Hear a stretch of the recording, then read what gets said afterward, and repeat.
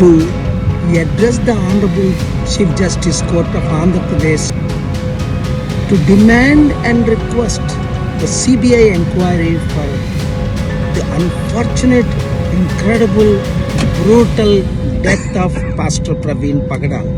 Hello friends, రెండు రాష్ట్రాల్లో సంచలనం సృష్టించిన పాస్టర్ ప్రవీణ్ పగడాల మృతి ఇంకా ప్రకంపనలు సృష్టిస్తూనే ఉంది. ఇది పూర్తిగా ఒక ప్రమాదవశాత్తు జరిగిన మరణమని పోలీసులు తేల్చేశారు.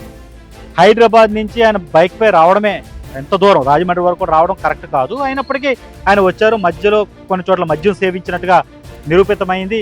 మా దగ్గర ఫుటేజ్ ఉంది, అన్ని ఆధారాలు పరిశీలించాక మేము ఈ మాట చెప్తున్నామంటూ వాళ్ళు దీన్ని ఒక డ్రంక్ అండ్ డ్రైవ్ కేసు కింద తేల్చేశారు. అందులో భాగంగానే ఆయన అక్కడ ప్రమాదానికి గురై చనిపోయారని వాళ్ళు చెప్పేశారు.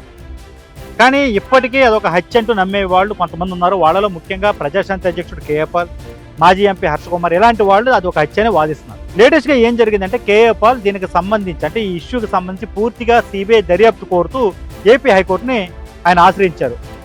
చాలామంది అనుకున్నారు ఇది పెద్దగా పరిగణలో తీసుకుపోవచ్చు అని, కానీ కోర్టు ఆ కేసుని పరిగణలో తీసుకుని, ఎందుకంటే చాలా కీలకమైన అంశాలు లేవనెత్తారు కేఏ పాల్. ఆయన అనేది ఏంటంటే హైదరాబాద్ నుంచి రాజమండ్రి వరకు కూడా ఉన్న ఒక 200 CCTV కెమెరాల ఫుటేజ్ ఉంటుంది.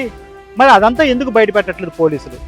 అలాగే విజయవాడలో దాదాపు 3 గంటల సేపు ఆయన గడిపారని చెప్తున్నారు. కేవలం ఒక్క ఫోటో మాత్రమే బయట పెట్టారు. ఏదైతే మిగతా ఆ 3 గంటలు ఎక్కడైతే గడిపారని చెప్తున్నారు విజయవాడలో, అక్కడ ఆయన హెల్మెట్ తీశారు, వాటర్తో ముఖం కడుక్కున్నారు, ఇలాంటివన్నీ జరిగిన వాళ్ళే చెప్తున్నారు. మరి దానికి సంబంధించిన ఫుటేజ్ ఏది? కేవలం ఒక్క ఫోటో మాత్రం, అది కూడా తలకి హెల్మెట్ పెట్టుకుని ఉన్న ఫోటో, అది మాత్రం ఎందుకు బయట పెడుతున్నారు? అసలు ఆ ఫుటేజ్లో ఉంది ప్రవీణా కాదా? ఇలాంటి అనుమానాలు మాకు చాలా ఉన్నాయి. కాబట్టి ఇప్పుడున్న పరిస్థితుల్లో టెక్నాలజీ ద్వారా ఏదైనా సృష్టించవచ్చు, కాబట్టి పూర్తి స్థాయిలో సిబిఐ దర్యాప్తు మాకు కావాలని ఆయన కోరారు. దీన్ని మొత్తంగా పరిశీలించిన న్యాయస్థానం కౌంటర్ దాఖలు చేయండి, అసలు ఈ ఇష్యూ మీద సిబిఐ దర్యాప్తు అవసరమా కాదా, అసలు మీ దగ్గర ఉన్న సమాధానం ఏంటి, ఈ కేఏ పాల్ చేసిన ఆరోపణలకి, పిటిషనర్ ఎవరైతే ఉన్నారో ఆయన చేసిన ఆరోపణలకి మీ దగ్గర ఉన్న సమాధానం ఏంటి, కౌంటర్ దాఖలు చేయండి అంటూ ఏపీ డీజీపీ, ఏపీ ప్రభుత్వం అంటే సిఎస్ చీఫ్ సెక్రటరీ, హోంశాఖ కార్యదర్శికి నోటీసులు అయితే ఇచ్చింది. తొందరలోనే కౌంటర్ దాఖలు చేయాల్సి ఉంటుంది. అంటే నెక్స్ట్ ఒక 1 వీక్లో దీనికి సంబంధించిన కౌంటర్ దాఖలు చేయడం జరుగుతుంది. ప్రస్తుతానికైతే ఇది ఒక కీలక పరిణామం అనేది చెప్పాలంటే, ఇది ఒక ప్రమాదవశాత్తు జరిగిన మరణమైన పోలీసులు తేల్చేశారు. కానీ ఇంకా నమ్ముతున్నారు కొంతమంది ఇది హత్య, కావాలని అలాగా మేనేజ్ చేస్తున్నారని చెప్పి, బలమైన శక్తులు ఉన్నాయి వెనకాలని చెప్పి.